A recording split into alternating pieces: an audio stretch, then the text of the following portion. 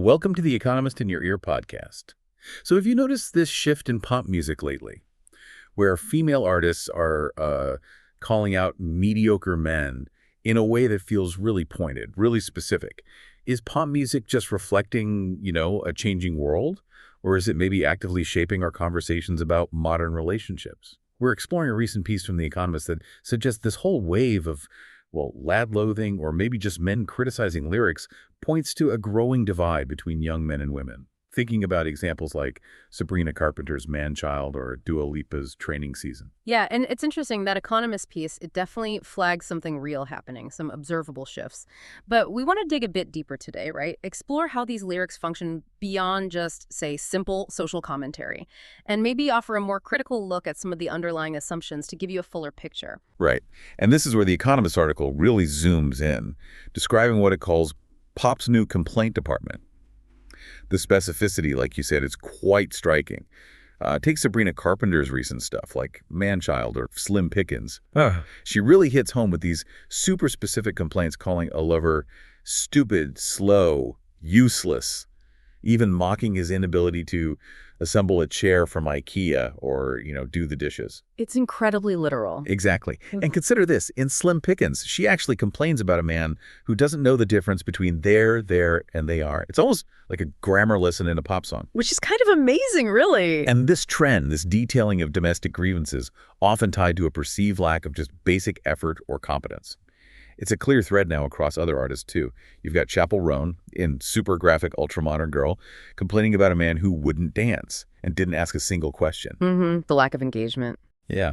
And the British musician Perry in If He Wanted To, He Would sings that his sense of vanity got you out here doing charity. And Dua Lipa's Training Season, that whole track is about not wanting to teach you how to love me right.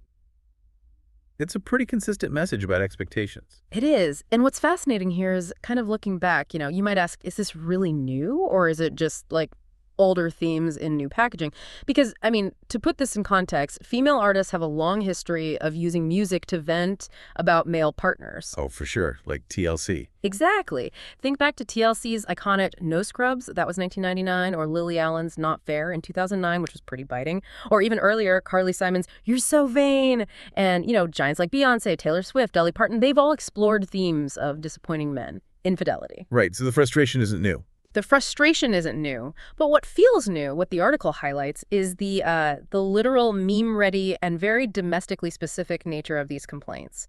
This idea of not being able to assemble flat-pack furniture or handle basic chores. It maps so perfectly onto current online stuff, right? Catchphrases like, if you wanted to, he would. Things that have just exploded on platforms like TikTok. So it's the virality, the memification. Yeah, it's an age-old sentiment, maybe, but with this very contemporary viral spin that hits these really specific, relatable pain points for a lot of people today. Okay, so this brings us to The Economist's core argument then. Their central claim is that these songs are reflecting a much bigger social shift. Women, particularly in the rich world, have more economic power now. Yeah. And that translates into them being, choosier about partners. The article argues women are holding out for someone who meets their standards, even down to, doing the washing up. The domestic labor piece is key there. Definitely. And the article uses some pretty compelling data to back this up. For instance, women earn about 59% of U.S. bachelor's degrees. And get this, among 25 to 34-year-olds in the U.S., 47% of women have a bachelor's degree compared to just 37% of men. That's a significant gap. It is, and it's clearly shifting relationship dynamics. Pew Research Center data shows that among under 30s in the U.S., something like 63% of men say they're single, versus only about 34% of women. That creates a real asymmetry in the dating market. Big time. Plus, they point to growing ideological gaps between young men and women in the U.S. and Europe.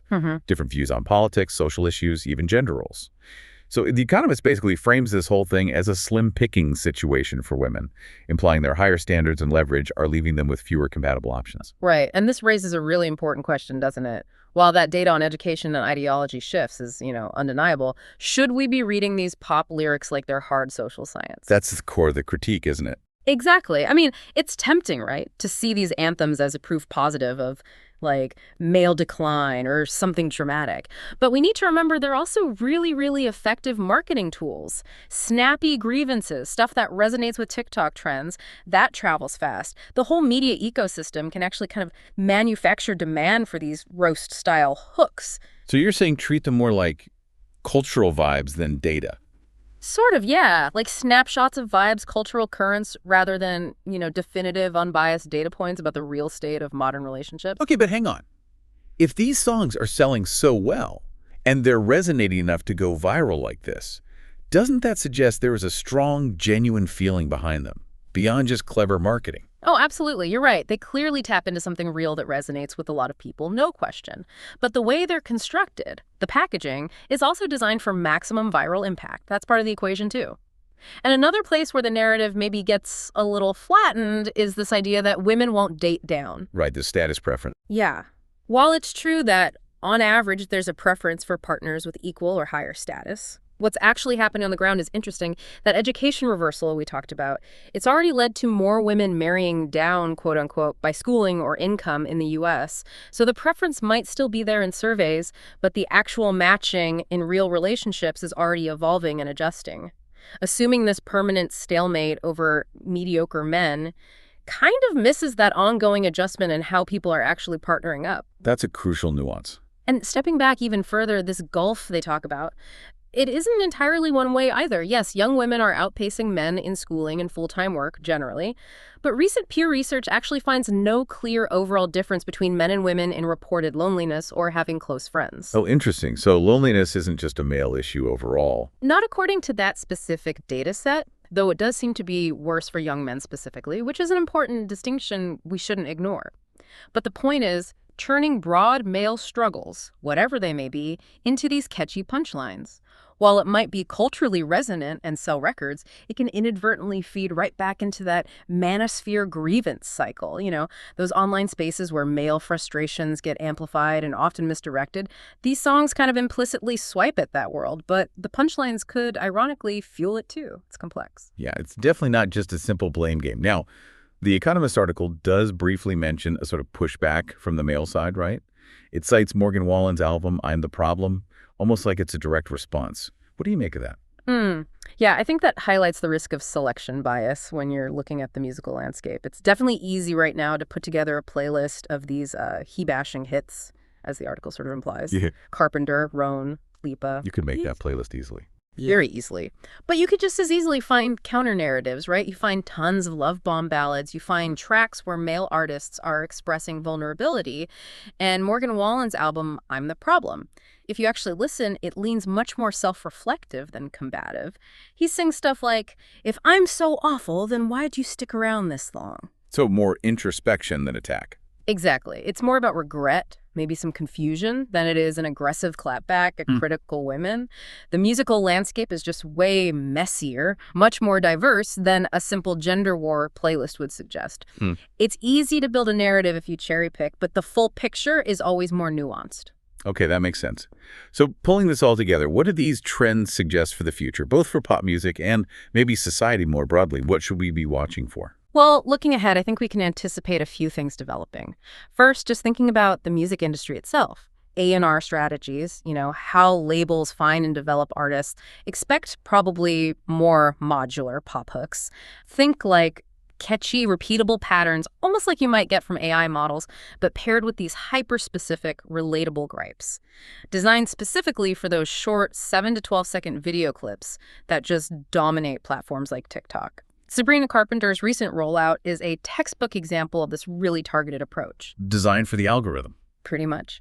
Second, thinking about audience splits. If female listeners keep driving discovery and online buzz, while overall streaming numbers still maybe slightly favor male artists, we're likely to see even sharper, more meme-savvy, he's not good enough concepts keep getting tested and gaining traction because they resonate and cut through the noise. Makes sense from a market perspective. And finally, the backlash dynamics. That's something really worth watching.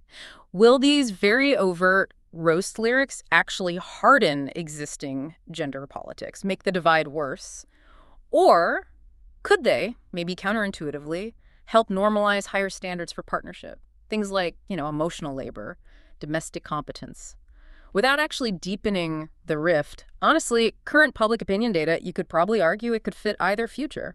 It's kind of a fascinating social experiment playing out in real time with pop music as both a mirror and a megaphone. Right. So the bottom line here seems to be The Economist is onto something with the big structural shifts, women's rising leverage, this definitely choppy dating market, the real educational and ideological gaps. That stuff is real. The data is there. But maybe framing it through these pop lyrics risks treating, hook writing incentives and TikTok memes as definitive proof of some kind of monolithic male decline, when it's more like a complex feedback loop, isn't it? Exactly. Economic and educational gaps feed into dating friction. That friction inspires memeable songs. Those songs sell like crazy. And then they bounce right back into the public conversation, shaping how we even talk about these issues. So the next time you hear one of these catchy pop anthems calling out mediocre men, maybe pause for a second. Consider if you're just enjoying a good bop, which is fine. Or if you're witnessing this really complex interplay of cultural trends, market forces, and evolving social dynamics.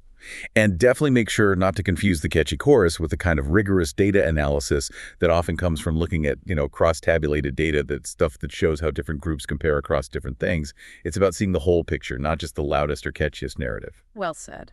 Thanks for listening. Follow us for daily insights into world affairs, and don't forget to like, comment, and share.